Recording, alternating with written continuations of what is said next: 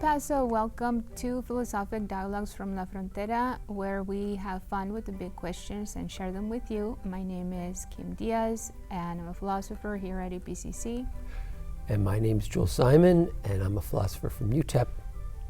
And today we are so honored to have Dr. David Dorado Romo, who is a writer, a musician, a historian, longtime activist here in El Paso, who specializes in borderlands and transnational studies. He's the author of Ringside Seat to a Revolution, an underground cultural history of El Paso and Juárez. He received his bachelor's degree from Stanford University and his doctoral degree from UT El Paso. His essays have appeared in Texas Monthly, Mexico City's Nexos, the Texas Observer, and the Los Angeles Times.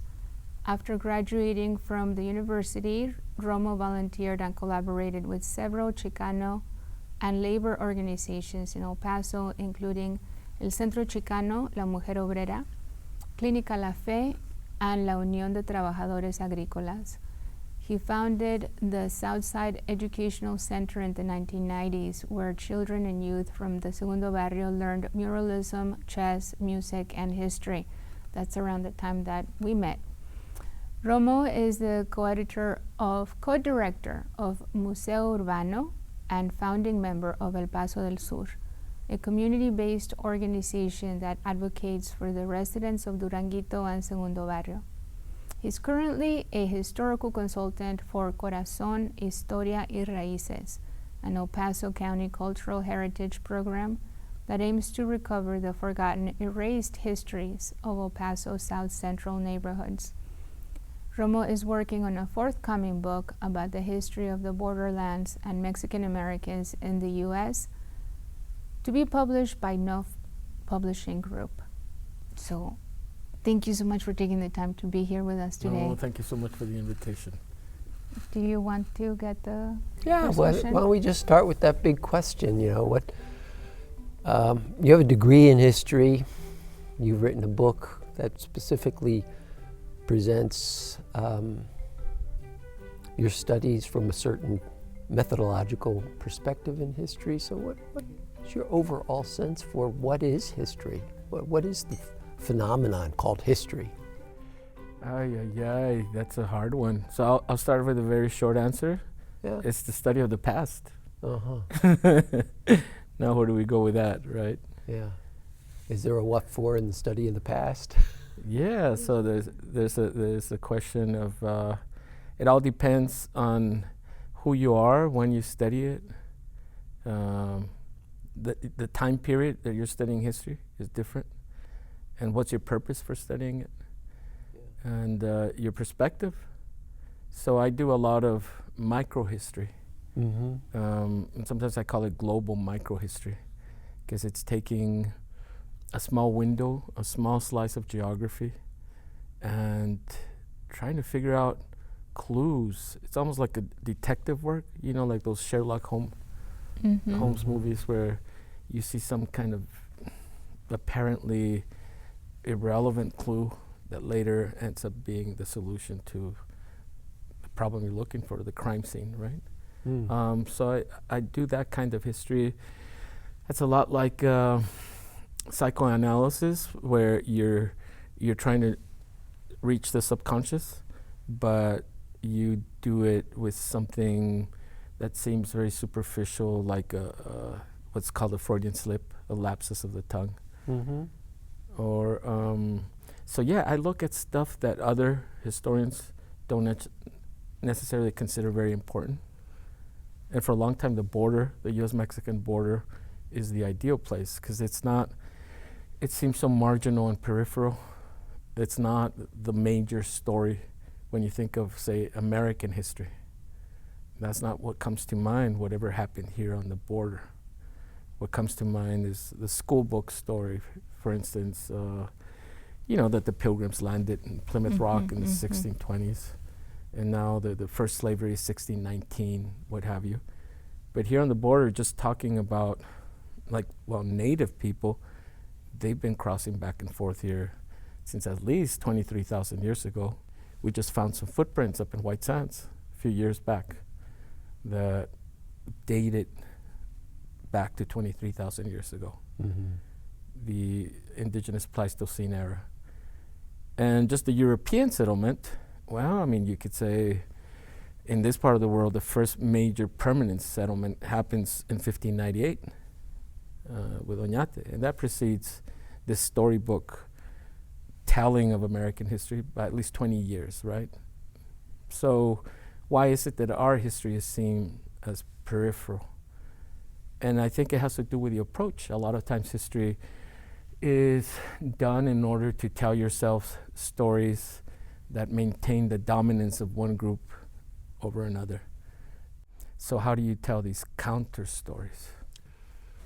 Yeah, I also study history, but from a philosophical perspective, right? You know, I read history books as well, but always kind of keeping in mind these intentions and motivations for why people tell, you know, give us histories or they pursue history. And I was preparing for teaching tomorrow, and I'm reading this one essay by Lukács, a Hungarian philosopher, you know, who does aesthetics as well, right? And he tells about this other philosopher named Heidegger, who I work on, who says that, you know, we're thrown into history. We're thrown into history, we're thrown into a certain place in a certain time, and then we find ourselves there, right?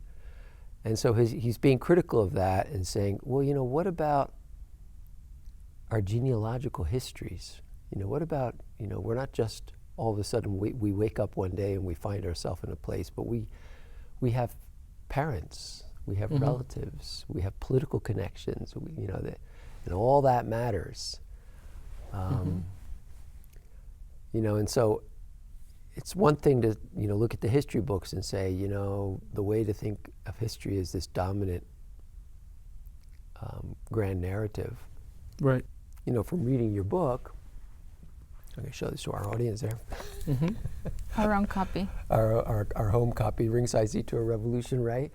You know, you've developed this approach, the meta-historical approach, or I mean, microhistorical approach, the microhistories. And that seems, our second question is, you know, why is it important to study history? Why is it important for you to study history that way? You know? Yeah. As opposed to grappling with these Right. bigger ways of world history or ideological history or even natural history, you know, the history of the fauna and flora. You know, I think microhistory gives me a series of questions that are unexpected.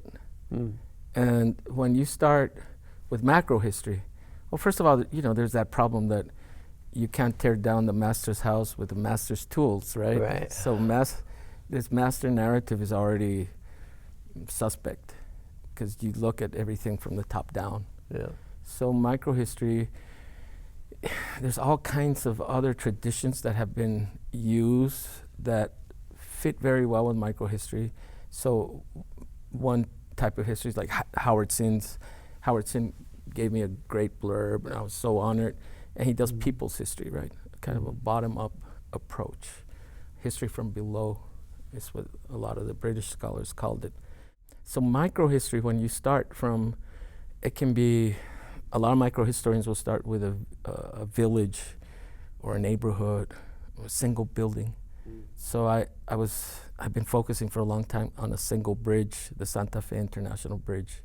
And that story was a personal story. My great aunt, my tia abuela, would tell me about crossing during the Mexican Revolution, and that's where I first learned about what the process of the bath riots and the fumigations. So it turned from a personal story to just microhistory, looking at one specific place, and then connecting it to a broader global history. And in this case, for instance, the discovery that Cyclone B was one of the pesticides that was used here, and that connection to Germany during World War II. So, so I think microhistory is it's the perfect kind of history for me as a borderlands historian to study, one of the eminent proponents of microhistory, Carlo Ginzburg, talks about how a microhistorian is very similar, the process is very similar to this 19th century art connoisseur that was trying to figure out the best way to detect a fraud. And he wouldn't look at the face, the nose, the eyes. He would look at the earlobes or the fingernails, because he figured probably whoever was trying to fake the drawing wouldn't pay as much attention to not showing his own idiosyncrasies in the brushstrokes. And so that's what I like. I find all these little idiosyncrasies in looking at small spaces. And a lot of times local history is seen as inferior to these grand narratives, right? Because it's not asking the important questions. And I start with unimportant questions. And later I find out that those unimportant questions are intuitive and they open up an understanding that I didn't have before. I want to ask you 2 questions. If you can just tell our viewers a little bit more about the Bath riots, just in case they don't know. Sure. Yeah. And then when I talk about the next question, which you already started talking about, the question is, how did you come upon studying history? And how did you come to work with history in the way that you do? Maybe you can tell us a little more about your tía abuela. Sure, yeah. So the Bath riots were protests that for a long time most history books completely ignored. And that was in 1917 when more than 100,000 Mexican border crossers, whenever they would cross from Mexico to the United States, Juárez to El Paso, they had to go through a very humiliating and degrading fumigation process where they would have to strip naked and their clothes would be fumigated. Very toxic material. Sometimes they were required to bathe with gasoline, kerosene, if they found lice. And this went on for decades. And there was a big protest in the early 1917s that was led by a 17-year-old by the name of Carmelita Torres. And she convinced the women in a trolley that was crossing from Juárez to El Paso to refuse. And it grew into at least 2,000 people that were protesting, and it went on for several days. But then that protest just was lost and forgotten. And it may have been the shame on both sides, like the Mexicans having to go through this, being told that they're dirty. That would have been a reason to suppress that memory. And on the American side, well, it doesn't look very good that they're subjugating people using chemicals like Cyclone B and later DDT. So there were 4 million braceros, Mexican guest workers, that had to pass through those fumigations, and they were sprayed with DDT directly in the face. And that's usually not the school book story of, it's just seen as something like marginal. So this is where microhistory happens. There's a little marginal little event that if you look at it, it gives you much broader connections, like to the eugenics movement in the United States and its connections to Germany during World War II and other parts, right? How did I come about this? Well, yeah, the stories. I remember it was my tía abuela, Adela, that was telling me about how she went through that. And I remember that her detail that kind of stirred me into asking other questions was that when she had to strip naked, she put all her clothes in a big secadora. And to me, a secadora was like a tumbler dryer, like those electric dryers. And that when she got her shoes back, they had melted. And I think I was in high school when I heard that. And I said, no, tia, secadoras, they were like from the 1950s, weren't they? Like, no, maybe your memory isn't all there, because electric secadoras, they didn't have them back in like 1917, 1918. And later when I was doing research, there's a photograph that I include in my book. I was up at the College Park, Maryland, the National Archives, and I saw a picture of a steam dryer. It wasn't an electric tumbler machine. It was a steam dryer. And I said, oh, okay, that's what my great aunt was talking about. So it was all her stories that gave me a fascination for the Mexican Revolution, because her family had fled, and that's why my grandparents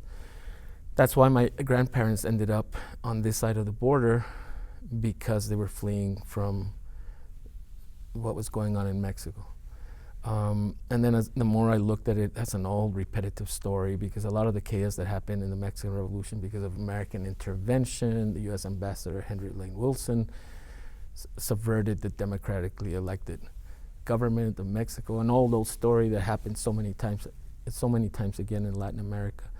So all of this to explain why my aunt went through that, and all the depth, the many layers of implications to explain that family trauma, right? Mm-hmm. I think part of it is, as historians from the border, we're trying to figure out where that original wound came from, where that original crime scene. So that's when I go back to Sherlock Holmes.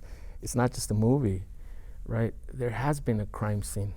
The creation of a border itself is a kind of crime scene. Can you say more about that? How? So right now I've been asked to propose a book for children, 5-year-old children, to explain that borders aren't natural. Borders are created, right? And so the border was created in 1917, when for the first time Mexican border crossers needed passports. And that was because of eugenics, because of the Mexican Revolution. The U.S. government was afraid of being contaminated physically, but also intellectually with these revolutionary ideas. So even though before that there was this idea of laissez-faire capitalism, where you want goods and labor to travel back and forth freely, all of a sudden you're saying no. And so eugenics and all these other fears, the fear that Germans during World War I were going to invade through the Mexican border, because 1917 is when the U.S. goes into the war in Europe. All of that created the concept of quote-unquote illegal alien, which is a terribly dehumanizing term. But if you go even before that, 1848, that was when there was an invasion, and that's not taught in the schools as an invasion, like, Russia invading the Ukraine as an imperialist war. No, it's taught like manifest destiny, they're going to bring progress. So once again, it's a counter-narrative to that. And that was utterly violent, what happened. And that's where you determine that the Rio Grande is going to be the border between two countries.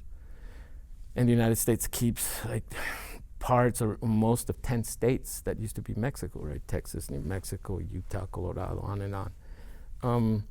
But if you go even further back, here in El Paso, you'll see that the Rio Grande was the division between Apacheria, the Ende people, and the Spanish colonialism. And after the America's first revolution, as some scholars call it, the Pueblo Revolt of 1680, this was the northernmost limits of the Spanish Empire, El Paso del Norte. So as historians, like, you give yourself dates, you give yourself specific changes of where that violence began, where that original crime.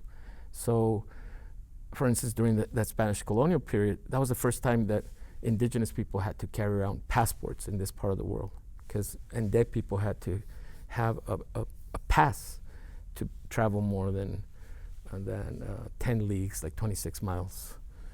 And so when you look deeper and deeper, you start understanding what seems to be very natural, the idea of a passport, the idea of a border, the idea of a division, that the river divides one group of people from another. It's not natural. It's manufactured. It's a construct. It's a social construct, a historical construct. The nation state. Right. The nation state, empire. And that the indigenous people from here now have to carry a passport. Right. Which is, like, who gave us that idea that movement should be controlled by a group of people? That some people should say, you have the right to move, and others don't have the right to move. So that's a deep philosophical question, right? Movement has always been part of who we are in this part of the world. Or why are like Hispanics and Latinx is not considered native, right? That's a big question. You know, some of us have more native ancestry in us than we do Spanish European, yet they call us Hispanic. So in that language is also a philosophical construct, right? That's historically determined. I have a story to say about that, and maybe we'll have time to come back to it. But I wanted to move on to the next question. We're doing really great for the conversation, because we were thinking we're only going to like just talk about the first one. But so you have training in philosophy too. You know, I didn't mention that when I was reading your biography. And so yeah, so what do you think is that difference between philosophy and history? Because you're asking, what's the source of that wound? You know, I'm thinking like Gloria and Salo also thinks about it like a wound, you know? Yeah, I mean, well, there you go. Those are artificial borders as well. To say history is over here and philosophy is over there, that's also part of a disciplinary construct, right? That has been contested by a lot of people. And Gloria and Salo is one of them, you know? She looks at all kinds of borders, the historical gender borders, and says it's a good idea to break them. Language borders, right? So when she writes, she includes Spanish, English, her Pocha language Spanglish, as well, right? The Spanglish, it's Nahuatl as well, right? And so you have people like Walter Mignolo, who's very influenced by Gloria and Salo, who says what we need is border thinking. Like, we need a whole different way of thinking. And there's a lot of borders. So a lot of the post-colonial scholars in India, for instance, Spivak and Homi Bhabha, they talk about hybridity. And hybridity is a huge part of border thinking. But what is border thinking here in this part of the world? So if you're looking at microhistory, who are our border thinkers, you know? And we have them, but usually they're not published. So I just wrote this essay about all these border thinkers that I found as unpublished manuscripts that have this idea of liminality just as part of them.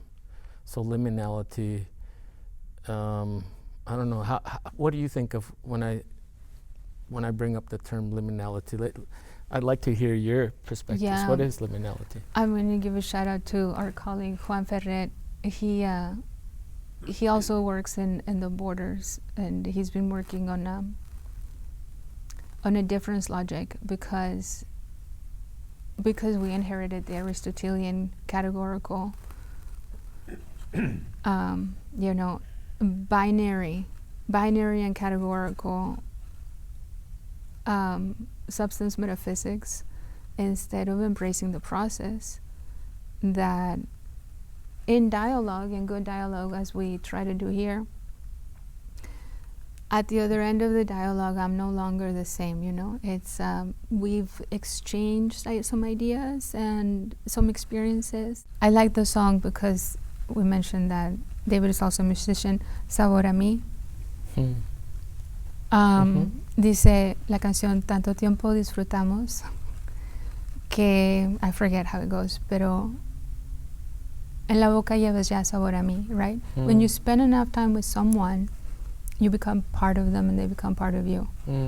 And so that's what I mean by liminality. That's what I understand. It's not just like Jules there and Kim there and David there, and then we're walking around like substances that aren't porous. We're porous. Yeah. So that's the part. Go ahead. I have a couple, just, you know, one thing to add to that. You know, I think you did a wonderful way of I tried. providing a point of view. You know, a liminality is exploring a phenomenon where transformations occur.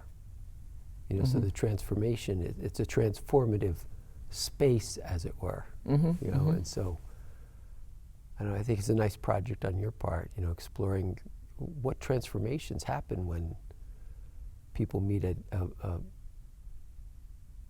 stipulated border, or a border that's come to be identified as a hard border, when in actuality the history of it is a kind of porous sort of movement place, right? Yeah. You know, with political policies and things like that, you get dogmas develop, or kind of static realities where people think that these are fixed positions that we're in. Like you're fixed on one side versus the other side, so there's fixed. Right. I mean, but a more a different way of thinking about the border is precisely, you know, to backtrack and remember the origin of where the border comes from.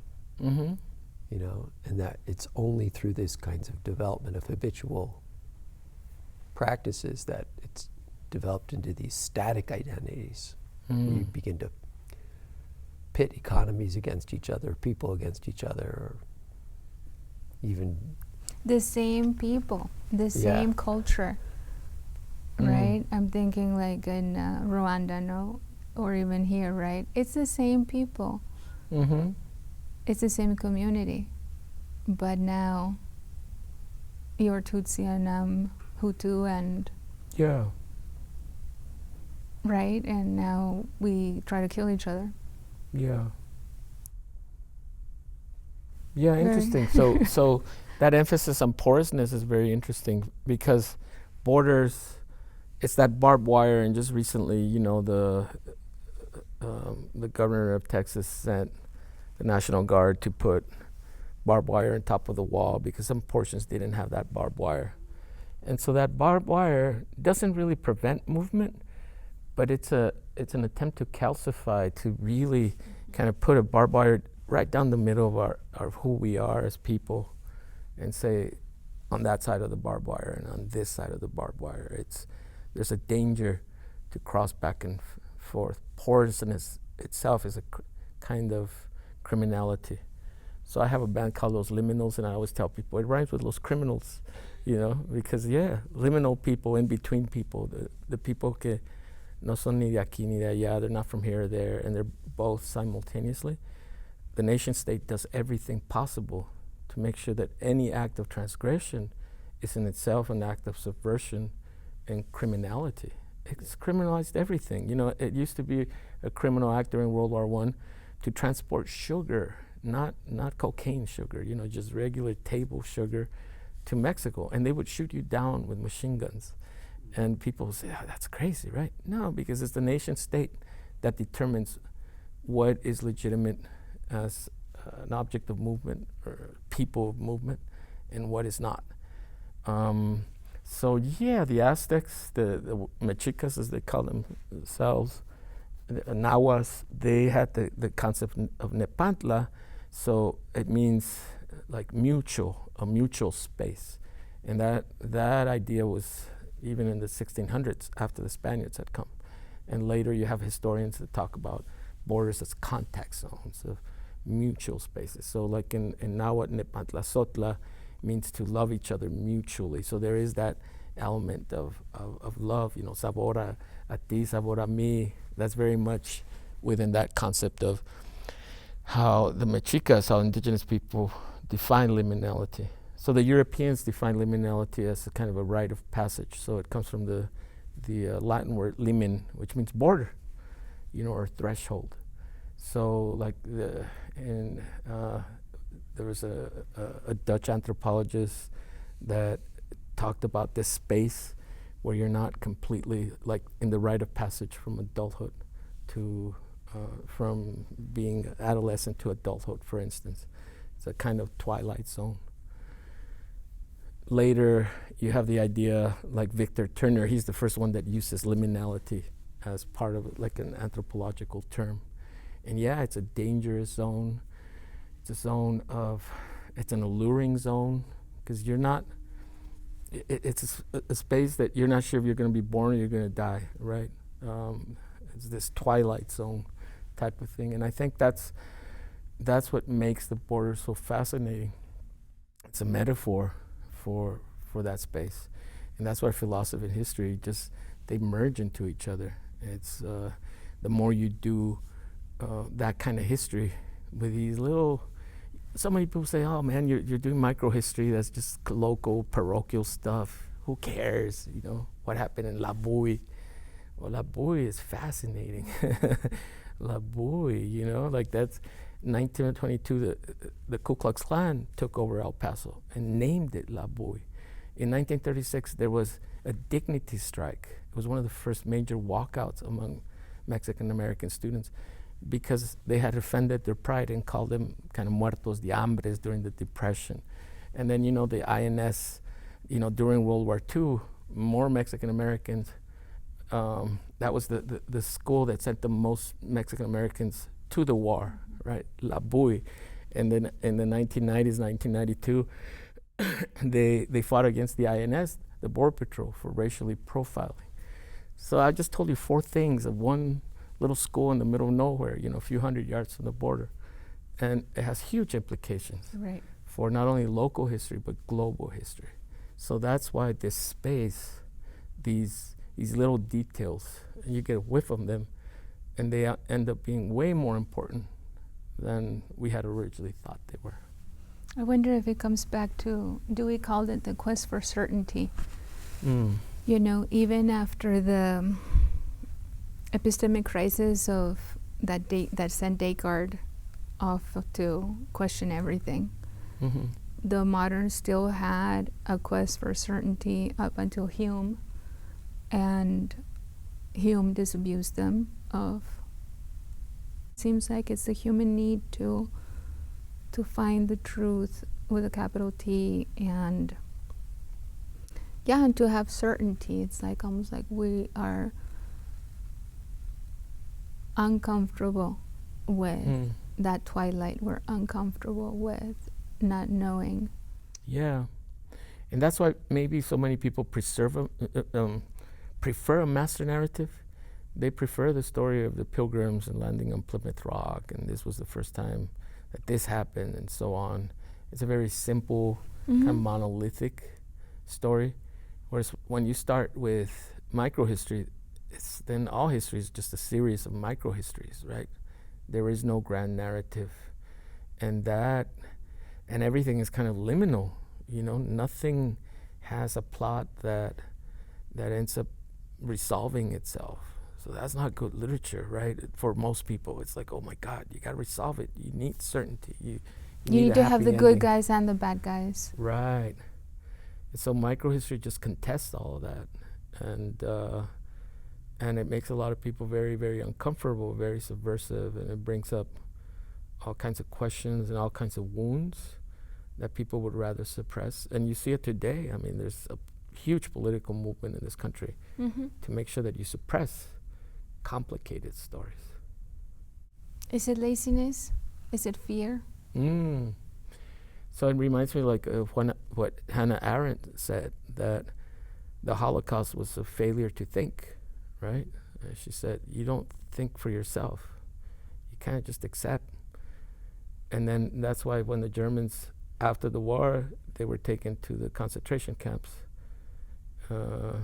Displacement camps then. Right. They said, wir haben es nicht gewusst, we knew nothing about that. But it was there, it was in the newspapers. All they had to do was do a little bit of research, put it together. Like it wasn't even hidden. It was there in public.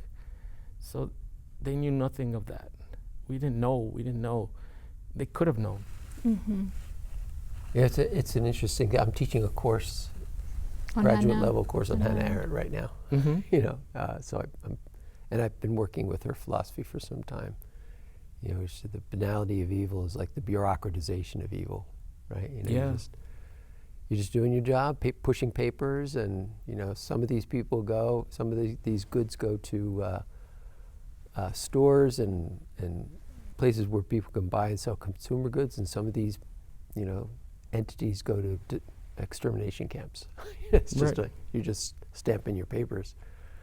But I want to come back to this distinction between macro and microhistory, and Kim's question about how you got involved in thinking about this, and then you mentioned the recent attempt by Governor Abbott to increase the fortification of the wall by putting barbed wire on top. Mm-hmm. And I was thinking, I wouldn't be surprised, if it was that razor wire even. Yeah. So it really creates this slicing of the body of a people, Mm-hmm. right? Yeah. So that you maintain these artificial separations, right? Mm-hmm. By this technology, Yeah. that we come to really deal with problems that we have, right? Yeah. And one of those problems we have is precisely not being able to reconstruct the construction of the border in a healthy way, right? Because you have to deconstruct it, Mm-hmm. right? Yeah. And then you have to start from this presupposition that the border's not fixed, right? Mm-hmm. But we all believe the border, well, most of us believe the border's fixed. It's going to be there. It was there forever. It'll be here forever. And we just have short-term memories about that, Right. right? So in terms of your own inspiration or motivation in writing these microhistories, do you think it's a family thing for you? So you mentioned your tia, right? Yeah. So is there like a family roots to that, where the family itself was Yeah. the sanctity of the family was basically disrupted or attacked, or just something along those lines, because Yeah. Or maybe it's because your tia abuela's name is Adela. And the Adelitas. Mm-hmm. Yeah. The revolucionarios. I did have her sister, my tia Clara, was actually an Adelita who fought with guns during the revolution, right? And the stories of her like fighting in bars with men and getting on top of them and kind of beating them up. The family story, like all Mexican Americans, were a combination of both the European conquistador and the indigenous, right? And our own families have that epigenetic trauma. It's almost like it's a long family feud. I mean, a whole talk about dysfunctionality. So it's like seeing domestic violence happening for generation after generation. So on my mother's side, my maternal grandfather, he's Huichol. And so right after I graduated from college, I went down to San Andres, that whole Huichol area, started teaching myself the language. So that's why I've been led to, I studied 6 months of Nahuatl with a native Nahuatl speaker. I go back and forth to learn Raramuri, because the indigenous philosophy is super important, and I'm trying to figure out the local indigenous connection. So just recently I was looking at some of the mimbres designs, and they have the story of the twin heroes, and it's like the feminine and the masculine, that not duality but that harmony, almost the kind of yin and yang. And a lot of those images, some anthropologists say they go back to the Popol Vuh, right, the Mayan. So that's like the local thing. And so I'm trying to think of the local philosophies, indigenous philosophies. So here, the Mescalero Apaches were here, the Natahende. They don't call themselves Apaches because that means enemy in Zuni. They call themselves Ende, the people. And so there's this great book by Keith Basso, I'm not sure if I'm pronouncing it right, Wisdom Sits in Places. How about the specific places themselves tell the stories? And sometimes they don't need you to communicate themselves so much. Whenever they see a person that needs some help, they'll just remember, remember what happened at that tree by that, that river over there and that arroyo. And the guy would go, oh yeah, you're right. They don't even have to say it. They just mention the place because every place has a story, Yeah. right?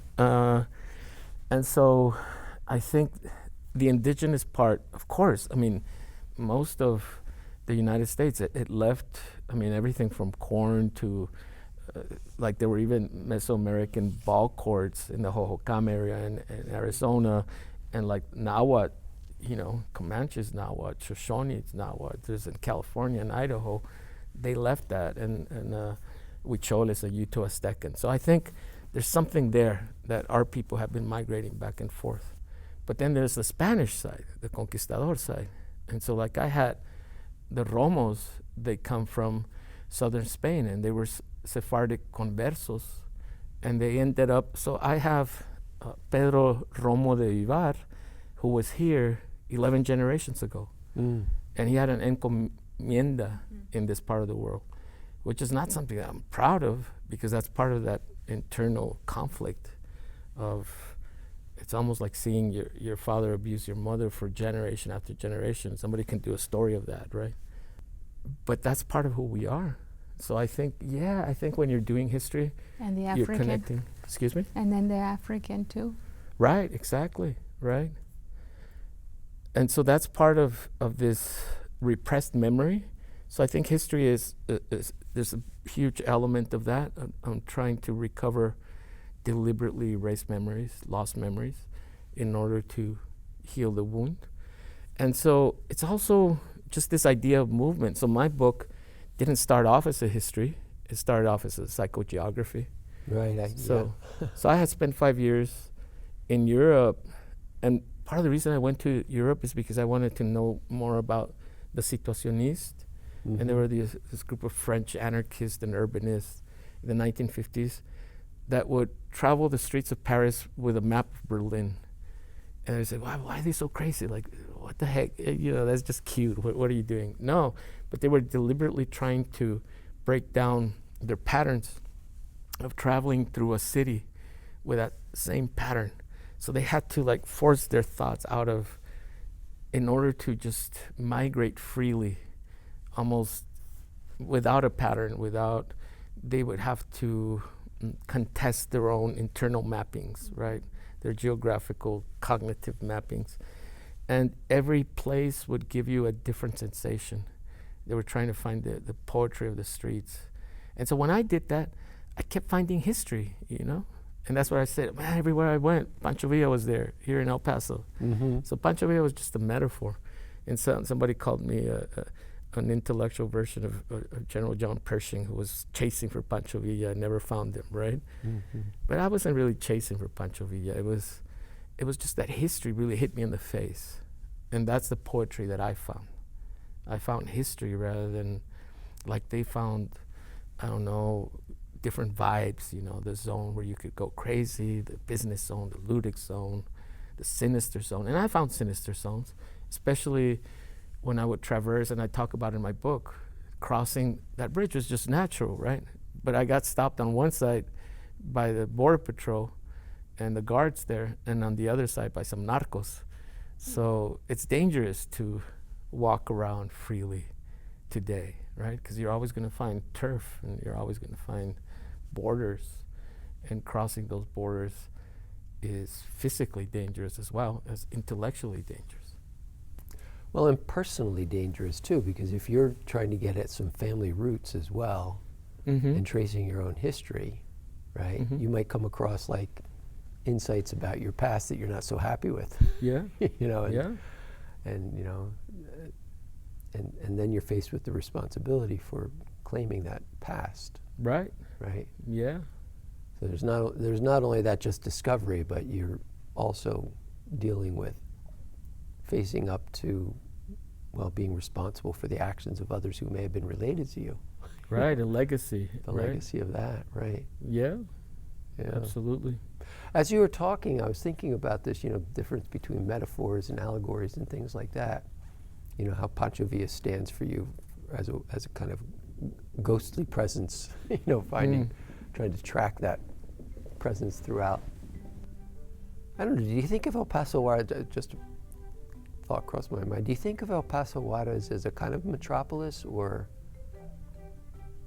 really two cities or one big city or something like that?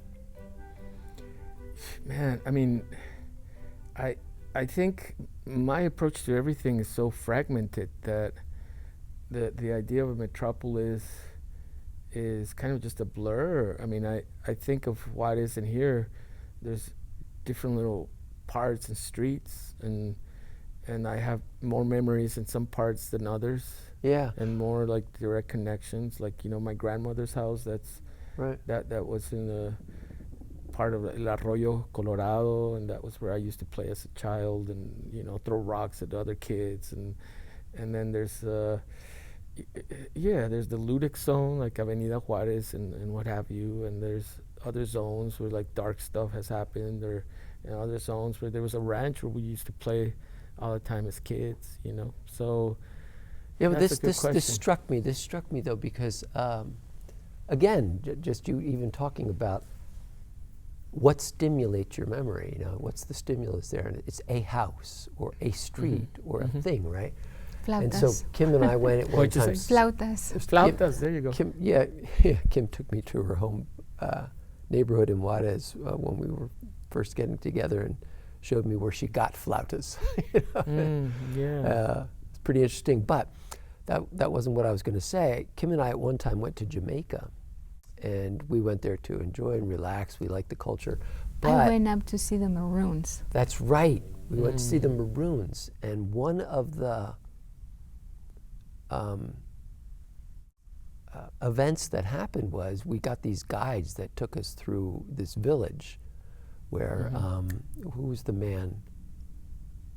Cujo. Cujo's village, where he kept the military sort of encampment of African Americans who they had been liberating from their British slavery, right, on the cane plantations. But the central thing in the village was a tree that they went and celebrated around every year that marked for them their independence movement and their physical revolutionary engagement in freeing themselves from the British. Before But the it- island itself was free. Yeah, before the island was free, but they celebrated around a tree.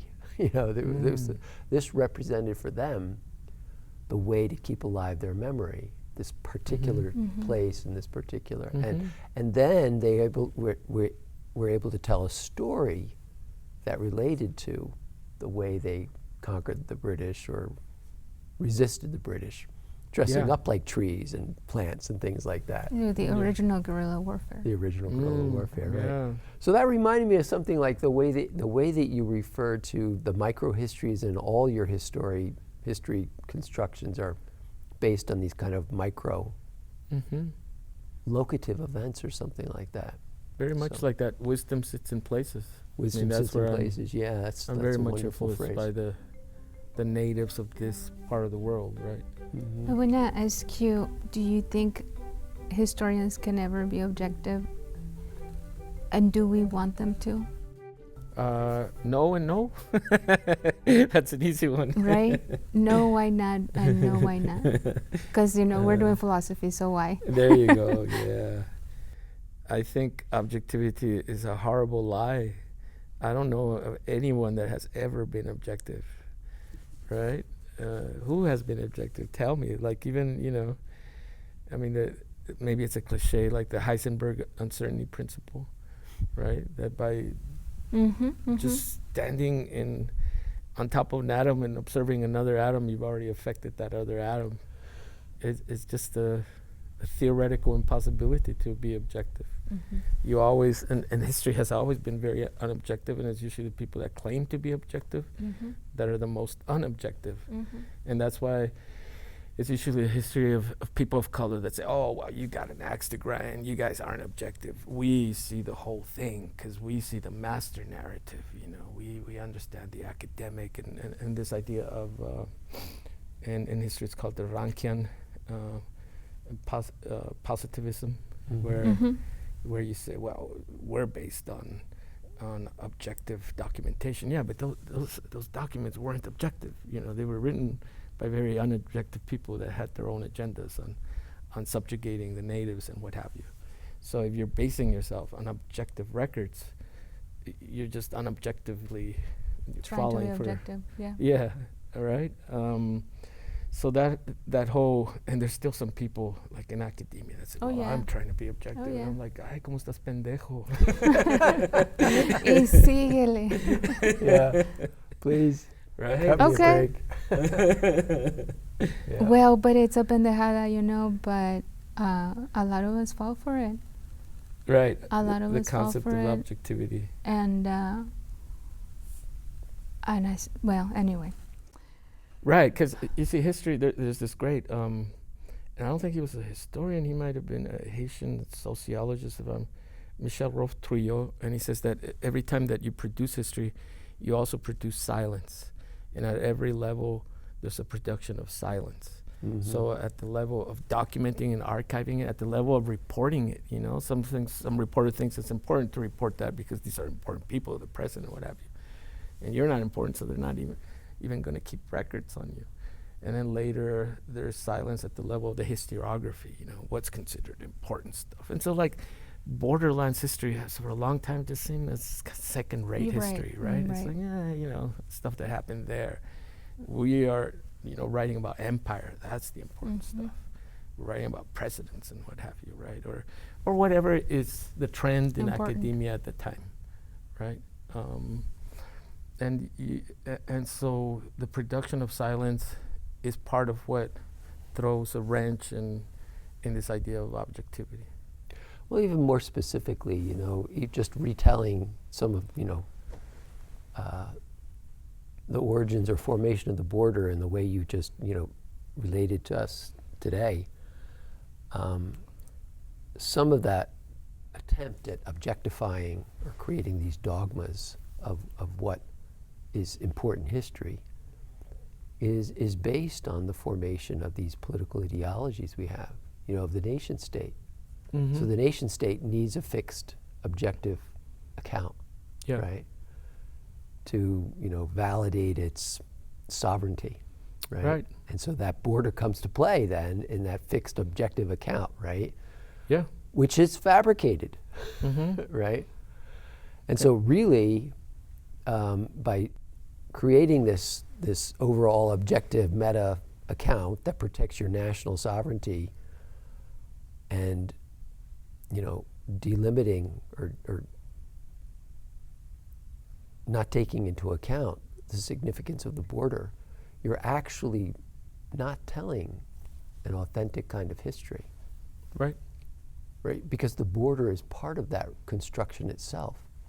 Yeah, No. studying the history of the border makes you realize that everything you thought about American history is wrong. Yeah. And that's a very subversive thought for most people. And that's why microhistory is a subversive counter-narrative so far, and I'm sure it could be like co-opted into all of a sudden everybody's going to, you know, start teaching microhistory and requiring it as like, you know, on the SAT or whatever, and then it'll be co-opted.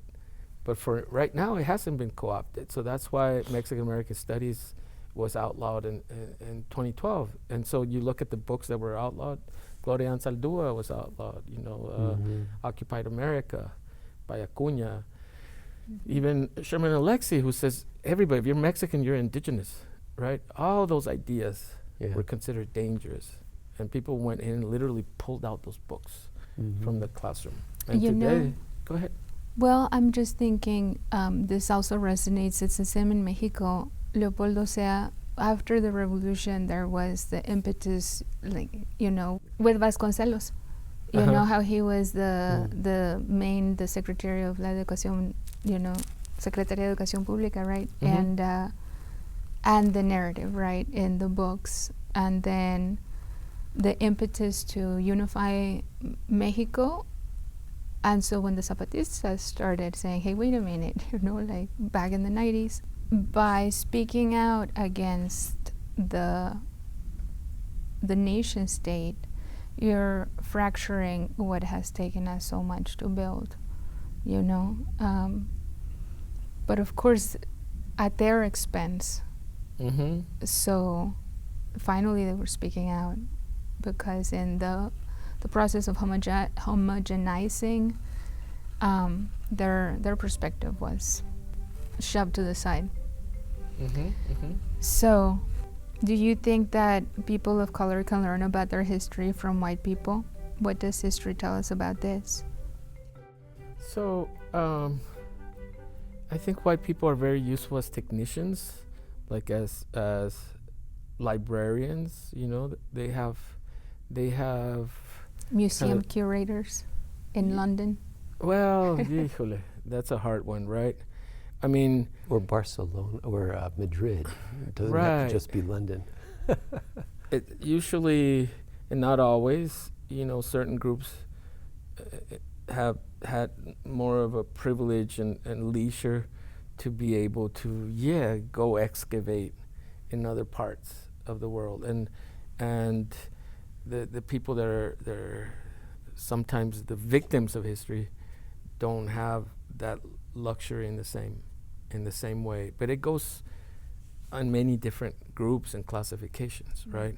So the thing is that the idea of positionality of who you are and who's telling the story is super important, because there's the epigenetic trauma that can only be conveyed by somebody that has a direct connection to that.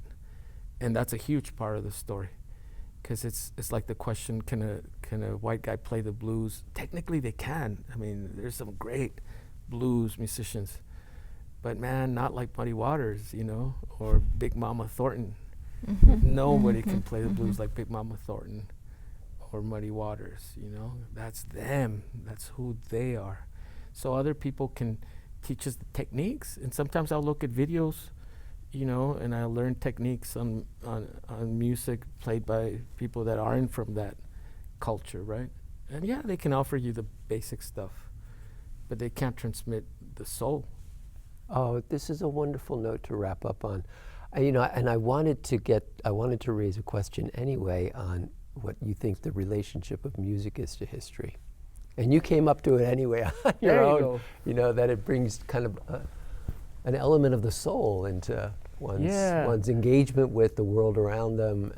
And it's in healing. And in history as well, you know. If you can think historically. Yeah. And I disconnected myself from music when I was finishing my Ph.D. because it's just, you know how it is. It just takes so long. But now I've come back to music, and I'm following the tradition of the corrido musicians, who were like the newspapers of the poor. They told the epics. And also in some ways, and that's our African roots as well, the griot, the griots from West Africa, who they would keep the memory of their community for generations. And that's what we're trying to do now. Like, that's what I'm trying to do with our band, combine the soul in the story, because I don't want to just be an academic, you know. Yes, I do. Well, you know, on that note, maybe we can just look ahead to a potential second visit by you, and we can talk about Music Bring and a band, history huh? on the Yeah, borderlands. You that'd know, be what's the fun. musical microhistory here? I mean, What? that would be a fascinating sort of Yeah. conversation. With and dialogue. examples, like a music appreciation, and bring maybe a couple members of the band. Oh, that'd be great. That would There, be great. I just invited myself. So. See.